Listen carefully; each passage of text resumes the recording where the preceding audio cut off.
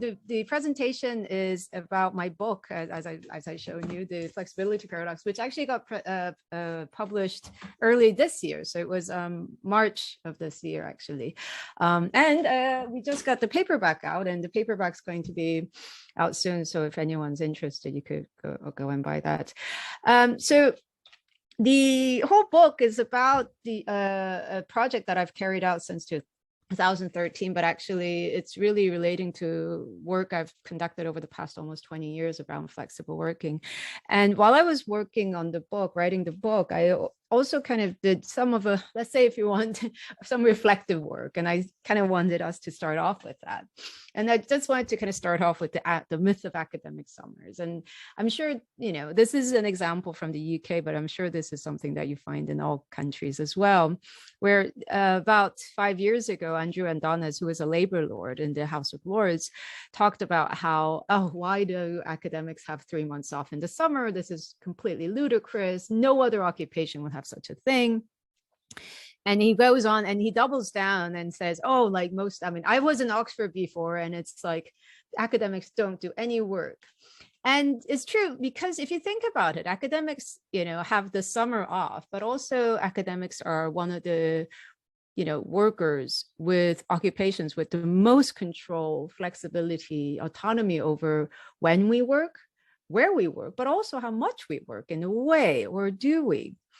The irony is that, and I mean, this is something that most of you will recognize in yourselves, is that despite all that freedom and control, academics have one of the worst working kind of conditions, as well as kind of work patterns of all jobs, where majority of, you know, workers at least present themselves as working 50, 60 hours a week.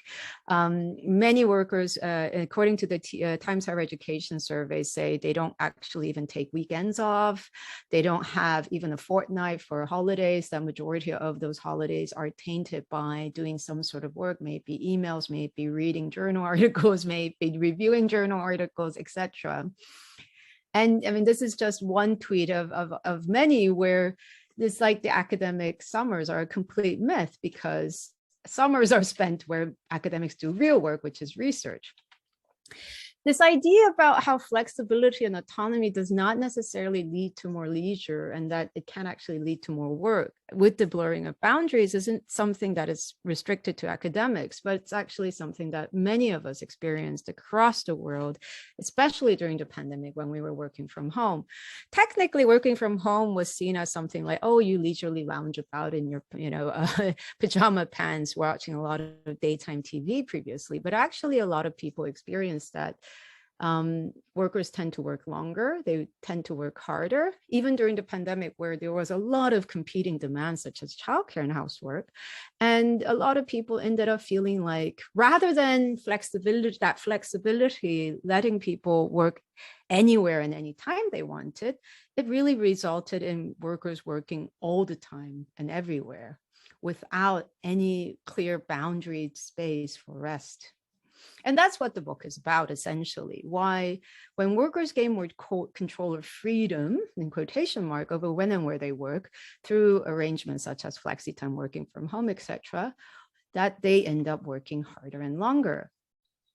And this is the content of the book. So what I wanted to do with the book is to explain what the paradox is and explain why this happens. But before that, as you can see in the content, that I first wanted to explain, like, okay, how has flexible working been developing over the years in terms of not only its take-up, but also its policy developments, whether or not it is family friendly or performance oriented, which logic does it actually adhere to, and who has access to it, who uses it, so what are some of the outcomes, including performance outcomes, but work-life balance outcomes, which we come to as a paradox, as in, well, flexible working is supposed to help work-life balance, but why is it that those who have a lot of flexibility show that they have higher levels of work-family conflict? And this is where we talk about the flexibility paradox, why more freedom at work leads to more work, some empirical evidence of it. And then I will come to this gender paradox, how that manifestation of more work is different between for men and women. And that also relates to how that kind of flexible working is rewarded or stigmatized. and most importantly, importance of context, which actually, Anna Kroska, you'll be happy to say that your name is kind of embedded in the presentation a lot as well. And actually, yeah, I'm so happy to have my friend Pia Schober in here, which her work's actually just embedded a lot in this book as well. But before I move on, I just wanted to first go into, what I mean by flexible working, because flexible working can mean a whole range of different things. But here I'm really talking about workers' control over when and where they work. And especially I'm talking about flexi time. So this is where you have flexible starting and ending times of work. So you can maybe start not at 9 a.m. sharp, but maybe at 7:30, 8 o'clock, and then end a bit early, or start a bit late, let's say 10, 11, and end a bit late, 6 o'clock, etc. And then you could maybe change number of hours you work per day. Working time autonomy gives you a bit more flexibility. So that's where you really don't have that much of a restriction of the number of hours worked per day, week, and the starting and ending times of work. Teleworking is ability to work outside your normal workspace, so outside your office, etc. And this is where you do it during your normal working hours, and working from home is one kind of variation of that. Of course, a lot of people work in cafes and other spaces as well. Just to give you a brief look about how much of this was happening pre-pandemic time, this is the European Working Conditions Survey, which is probably the most representative survey that you could use across Europe. And approximately a quarter of all Europeans in the 28 member states, it's now, not now, then 28 member states with the UK included, had some sort of flexible schedules. That's flexi time and working time autonomy. Poland is a bit less here, as you can see. And approximately like 1 out of 6, 1 out of 7, 8 workers were able to work from home or telework. Again, Poland a little bit less than your European average, UK a bit higher. Okay, so putting that aside, so why is it that when workers have control over when and where they work harder and longer, right? So, I mean, this isn't, I'm not the first person to say it, unfortunately. Many people have actually identified this. For example, Claire Kellier and D.G. Anderson in their 2010 article talks about this kind of work intensification through flexible working in their study of UK organization. They focus mostly on part-time work and teleworking. They talk about 3 kind of mechanisms that occur. One is the imposed intensification. This is essentially where employers kind of impose additional work through the back doors. So they talk about part-time workers being on part-time contract, but actually doing a full-time workload. Moving out of part-time, because that's not really the focus of our study. Mine is more about teleworking and flexi time. You could think about academic workloads. For example, when there's no clear boundaries between 9 and 5 p.m., what happens is there's no overtime period, but also there's no regulations that could restrict the amount of work you carry out. So essentially what happens is, if the boundaries are flexible because you have flexible schedules or you work from home, you could add more work without being restricted to labor law. So you could just give workers more workers because you're at home. So that 5 o'clock I need to leave, or you need to pay me more because I'm working beyond this strict boundary of 5 p.m. no longer applies. The social exchange theory is a little bit different because, as I've shown, flexible working was still considered, not so common. What happens is when workers get that flexibility and control, because it is such a coveted arrangement, workers reciprocate the gift of control and flexibility by working harder and longer. So, for example, if if you're, again, pre-pandemic times when employers were allowing workers to work from home, you're like, to make sure that that they'll be able to work in such a way in the future, they work harder and longer, so that employers were like, actually, this works for me, for example. Bathina and Kandatil, using the Indian IT company, they talk about a mixture of the imposed and social exchange theory, where employers only allow workers to work from home if they agree to work overtime. So essentially telling them, if you're not going to be commuting, you save this amount of time, so you have to work overtime. Otherwise, you're not going to be allowed to work from home. Or the other way around, workers would say, if you want us to do more overtime work, then you need to allow us to work from home. So that kind of exchange can be considered perhaps a social exchange, although these theories are perhaps, they can be a mix of these theories used in combination. Enabled intensification is another interesting one, where essentially, and this is kind of based on a lot of studies that you might have seen, like Nicholas Bloom or Boltz, where they talk about working from home is more productive. Is essentially that when you work from home, you have fewer distractions, you're less fatigued because you don't have to do this horrible commute. So you are able to work better and harder in a way. So this is also to do with reduced absenteeism and sickness when you have flexible working. Now, stemming from that, I wanted to take it a little bit further, bringing in studies such as Putnam et al. And Basmanian et al. These are people who look specifically at professionals in certain work settings, such as, let's say, business and finance. What they see is that with the rise of flexible working, that ability to work anywhere and any, like all the time, so to say, that a lot of that kind of freedom and control over their work has been used by certain workers, such as professionals, to enhance their competitive edge, to really be able to perform what we consider the ideal worker norm. What they say is that the rise of flexible working came with a sort of a work cultural shift in professions, where to become a reputable and respected worker, you have to work very long hours and be readily available all the time for your colleagues as well as your clients. So rather than that flexibility afforded by, let's say, digitalization and all sorts of other things, what has happened was that culture has emerged where there is a vicious cycle of increased competition and this cultural normative view that workers should be available and should be working all the time and everywhere. And what Pongratz and Voss, German sociologists, see is that beyond the professions, you also see that kind of pattern happening even in countries like Germany, also accelerated by the introduction of other organizational level policies, such as performance-related pay, where your work productivity is very closely related to how much pay you get, as well as other kind of organizational mechanisms to enhance that competitiveness within organizations.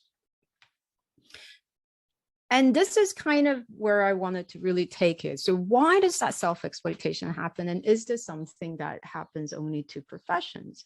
And my argument is that no, it is not. And I will show you a whole range of empirical analysis as to what, to show that it isn't just the professionals and it isn't just some sort of innate work culture that's developed in certain professionals, like occupations such as, let's say, financial sectors. You have to understand this idea of flexibility, self-exploitation through flexible working in the context of what was happening in the last, let's say, 3-4 decades. What we have is the demise of the collective bargaining power. Trade union power has declined significantly, as has the welfare state. So the welfare state once has been a golden era where there has been job guarantees, and if not a job guarantee by the public sector, an income protection so that you are able to have a very kind of sustainable level of living. But that has declined, especially in countries like the UK, but in other countries as well. Of course, that has led to insecurity.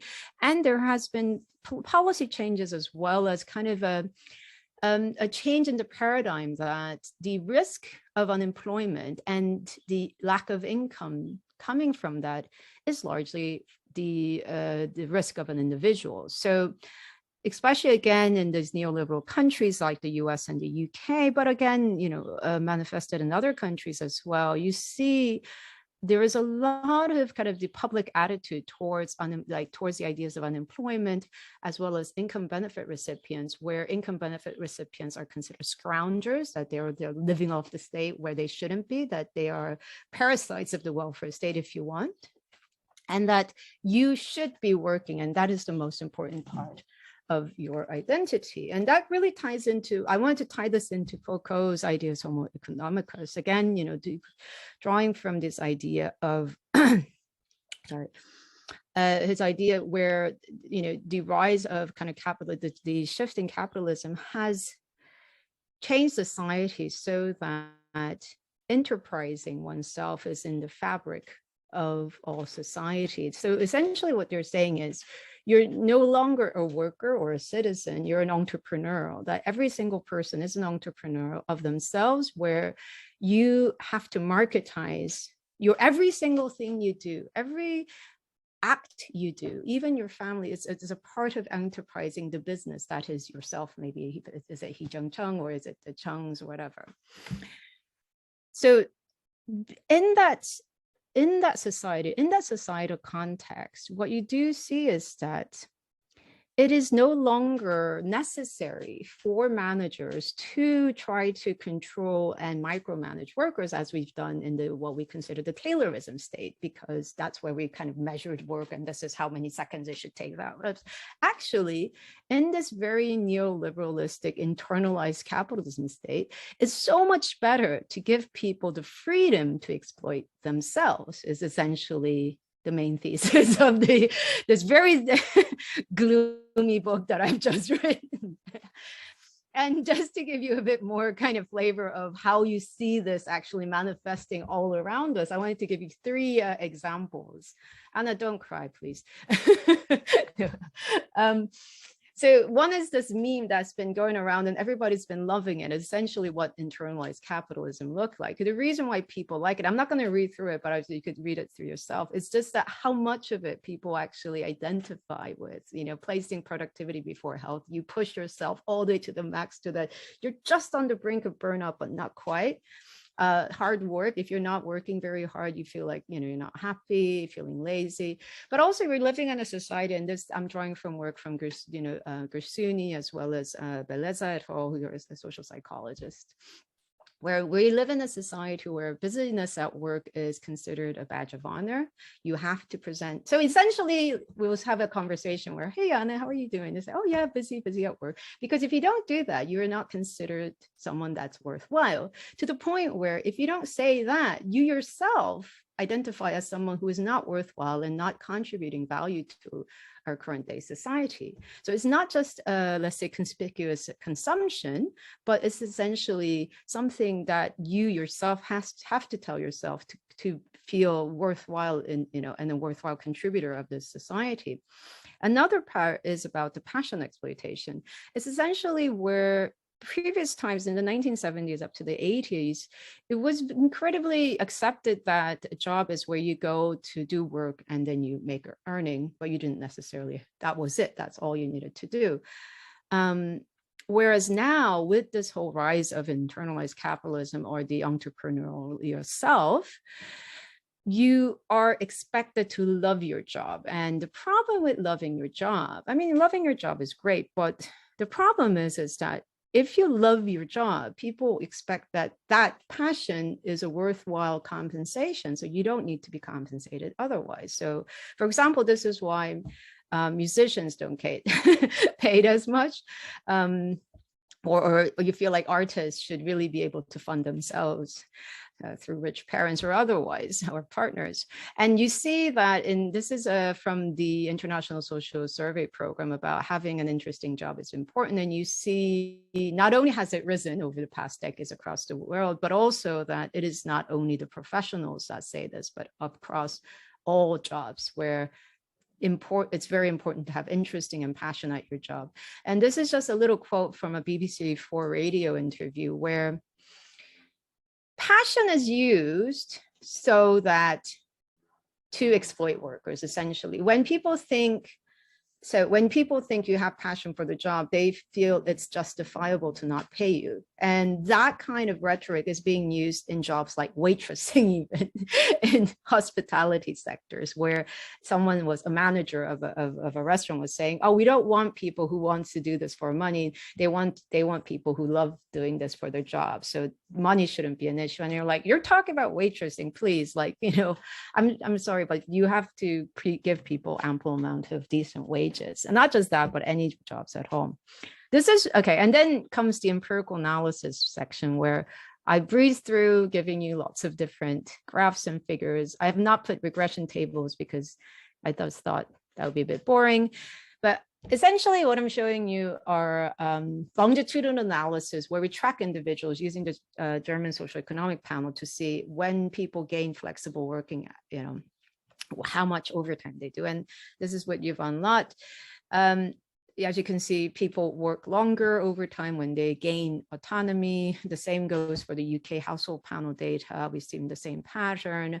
Glass and Noonan uses the UK National Longitudinal Study of Youth, find the same pattern for teleworking. Bloom et al. Again, and Boltz et al., sorry, that's the dog if you can hear it, using experimental study methods, field experiments, they come through the same kind of results. And again, not just for professionals, but all across the board, you see that flexible working led to longer working. Again, cross-sectionally, longitudinally, and experimental-wise, that has been proven. What is more, and this is slightly sad, and I think this most of you here will identify with this, is that people who work flexibly are also likely to multitask. So you're kind of combining two things at once, but also you're likely to carry work with you in your head. And this is an example of it, where people who work flexibly are more likely to think about work when they're not at work. So you're just carrying work around you all the time, but also kind of work during the free time.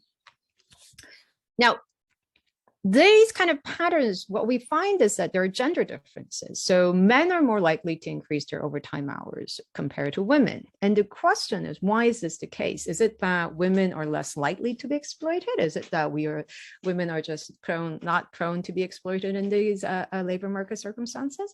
And this is where I say this is actually the inadequacy of the androcentric definitions. What does that mean?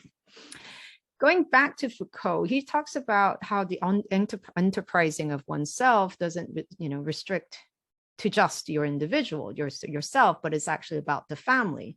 So the individual have to not only make myself marketable, but make sure that my family is marketable, which essentially is your child's human capital. And that human capital has to be then developed and invested in through parental relationships. And so he talks about how the mother-child relationship and this time the mother spends, the quality of the care she gives, the affection, this is all to do with, and development is all to do with its development, its physical development, educational, cognitive development. And essentially it's about the child's human capital, which is essentially can be seen as an investment into future profits for the company that is the family, right? And this is actually what has happened. So Foucault writes this in the 1970s or the early 80s.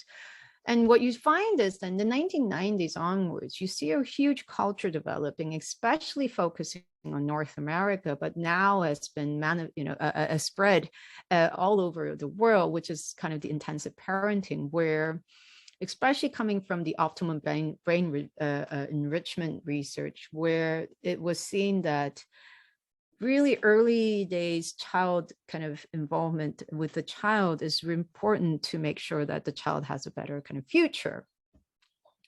And I have some quotes from brochures from those days in the book, which I won't go into, but essentially it's about how it's so important for parents to spend, not only even when the child was born, like tummy time, etc., but even before the baby's born, you have to sing to it, you have to do this and you have to do that, etc., etc. And as Wall notes, it really is intertwined with that neoliberal rationality of the perception of individual responsibility. Essentially, really understanding this, perhaps subconsciously, that it is about enhancing your child's competitive edge in the future labor market.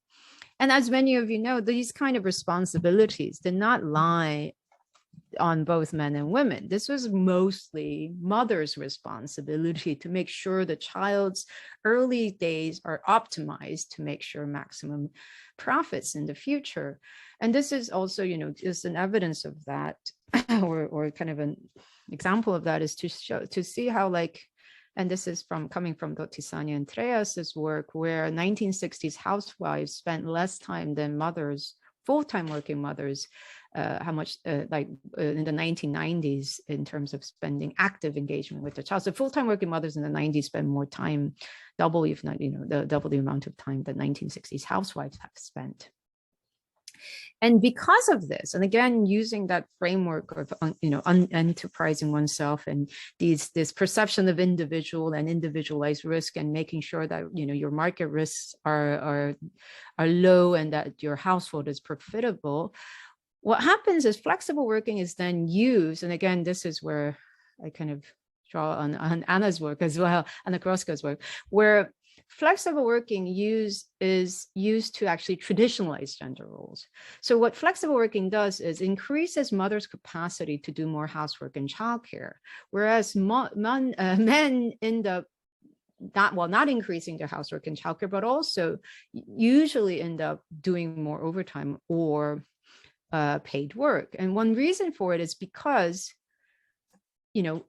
the flexible working provides individuals and families to do what they want to with the boundaries of work and time. And what has, because we live in a society where gender norms are very, very traditional still, and where it's men's responsibility to ensure that the household finances are secure, whereas women's responsibility to make sure the management of the household and childcare, that kind of flexibility is used by men and women very differently. So it is women who are seen as those to have to use that flexibility for kind of making sure that household management is carried out.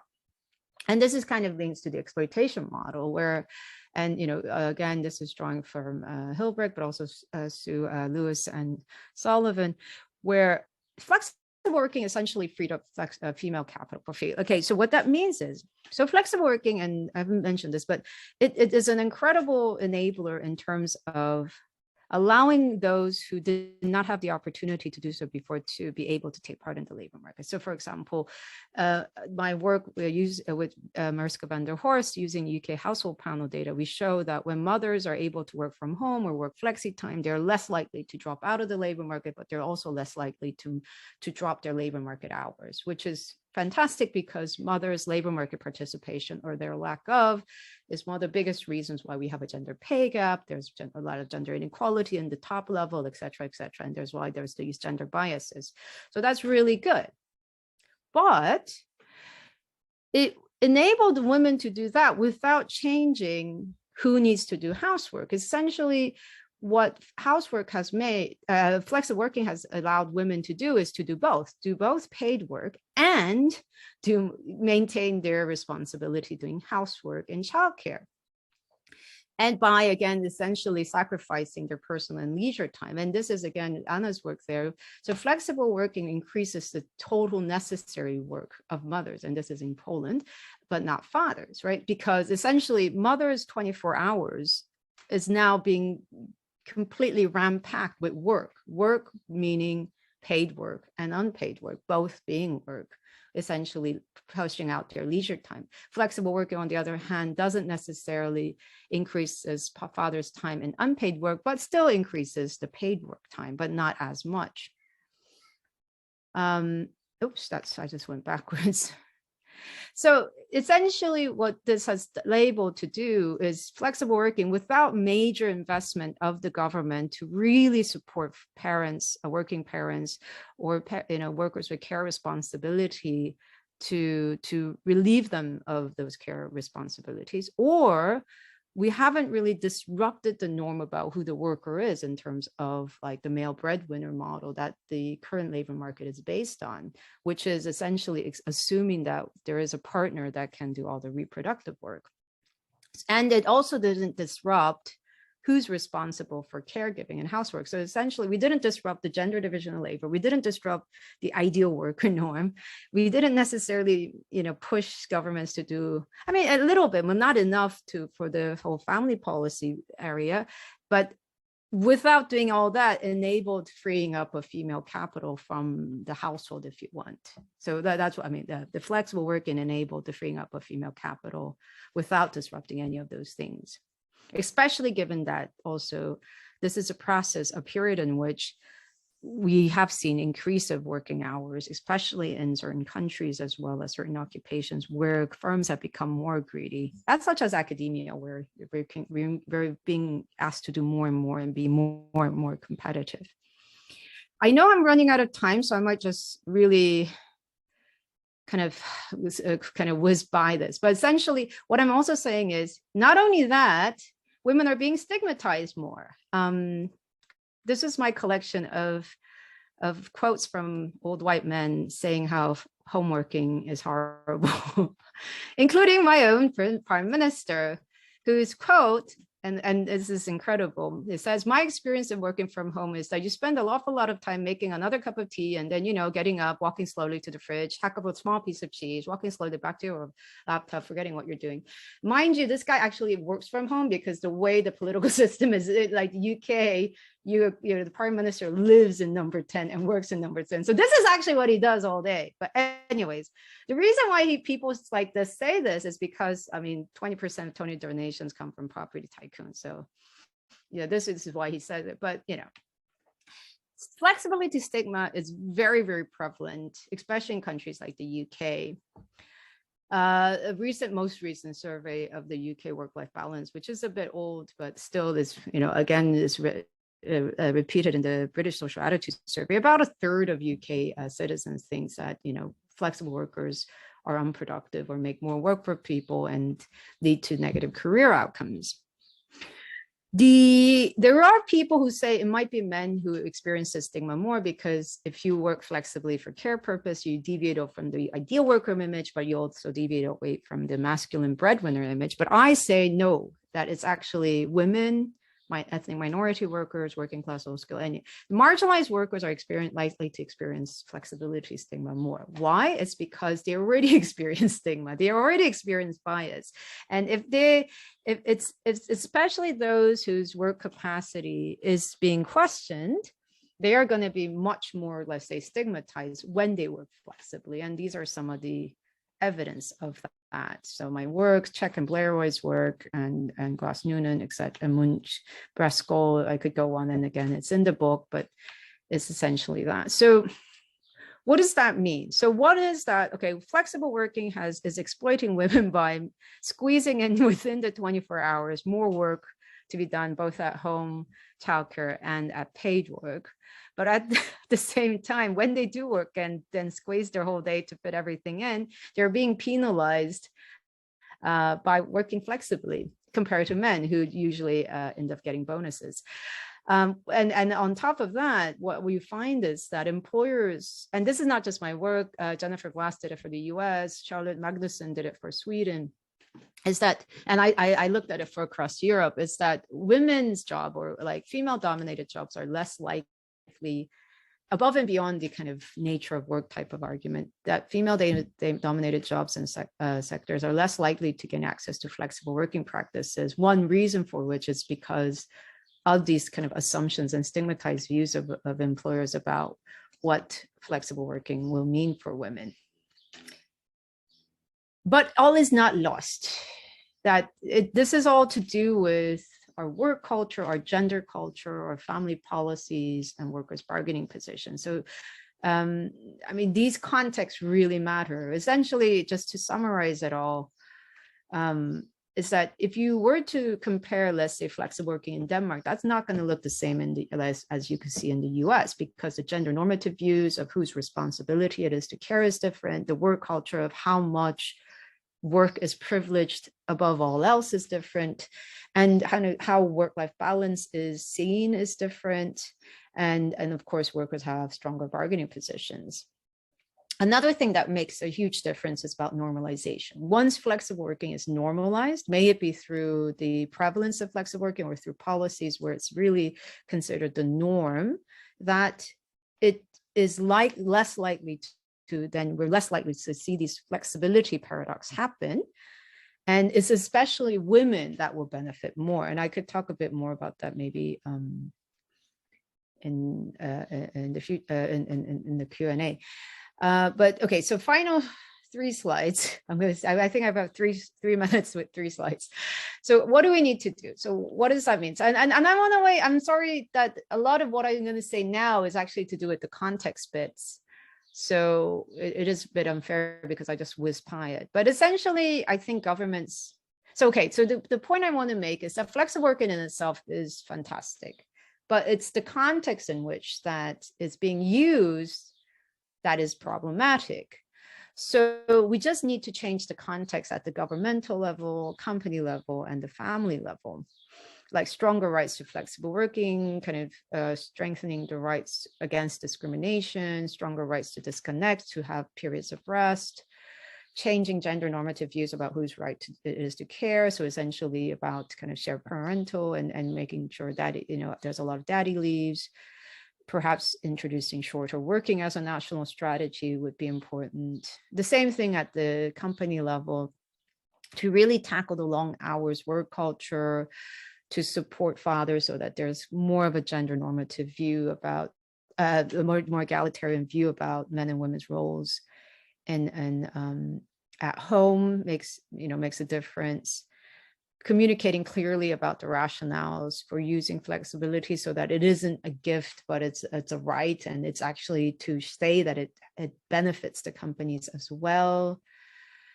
And I guess I want to spend a little bit maybe more time on this one, individuals. I think, and again, I find this writing this book was really reflective. It gave me a lot of time for reflection. So when I was like writing, and I was like, it's kind of funny because all the papers that I've used in the book has been things I've been doing that I published in the last 10, 15, 10 years. So it's like, it's not like I don't know this, but once I wrote it as the book, I'm like, oh, wait a minute, I don't do this. What am I saying? Like, I should be doing this. And actually I weaved in some of my personal stories in there as well as a lot of personal stories of case studies, which are my friends.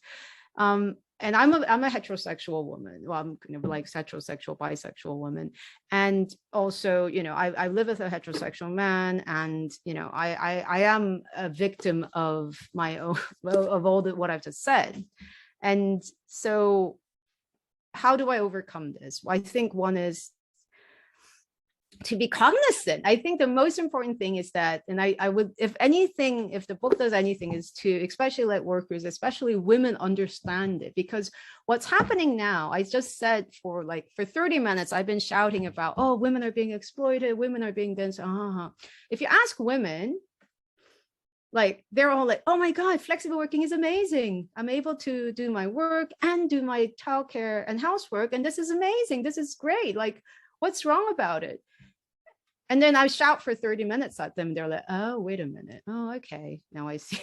Okay, that's not actually amazing, because we demanded so little of society, of our workplaces, of our male heterosexual partners, that we just assumed that what we were able to get without having to sacrifice home or work is good. But actually, no, it's not good. We have to ask for more. We have to raise that bar of what we demand. And this is essentially that. So for women tend to work in communal workspaces while multitasking housework and childcare. Stop doing that, right? Like, just stop. You have to change. I know it's hard and it's not your own responsibility. I would shout to your governments to change your legislation, but you have to stop doing that. You have to give yourself stricter boundaries to focus on work and focus on childcare without feeling pressed and stressed out all the time, and essentially give yourself time for breaks. In heterosexual couples, have that conversation and make sure those partners are using flexible working for care purposes. And I think at the moment, after the pandemic, this is the only moment where this could potentially happen. And if we miss this moment, this is it. This is gone. They will never be coming back, I feel like, unless there's another pandemic, which can happen. And, again, with heterosexual, like, the men have to go into to the managers, which then might change also government policies to say that, no, we want to be home. We want to pick up more housework and childcare and make sure that they are doing more. And then, again, this is a paper from Peter Walter and myself, that it makes men happier if they are able to do a bigger share anyways. And again, this is another thing. This is rest as a form of resistance. I do feel like, yes, you could squeeze everything in. You could squeeze more work. You could work as a male breadwinner of the 1960s and do, more housework than the 1960s housework. So you're doing 2.5 times the amount of work as someone in the 1960s have done, right? You can do that. Yeah, sure. But should you do that? And what are the implications of it? Is a question. So that's, it's and this is why I like this idea of rest as a form of resistance. I think we should just stop doing so much. and not say, and when we do rest, just pure rest without thinking as a means of increasing productivity, rest as just a pure way of that you're right. I think that's really important, and actually, can make societal change, social justice change, even if you want.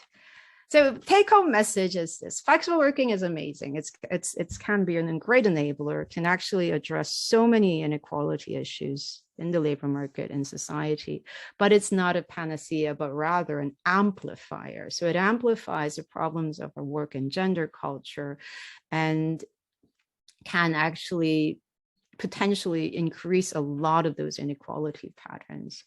So if without serious reflection and dismantlement of our work-life balance and gender culture, it's likely to end up with unintended negative outcomes. But that is not lost. That means that we just need to be much more reflective and change those contexts and when we use it. So that is it. So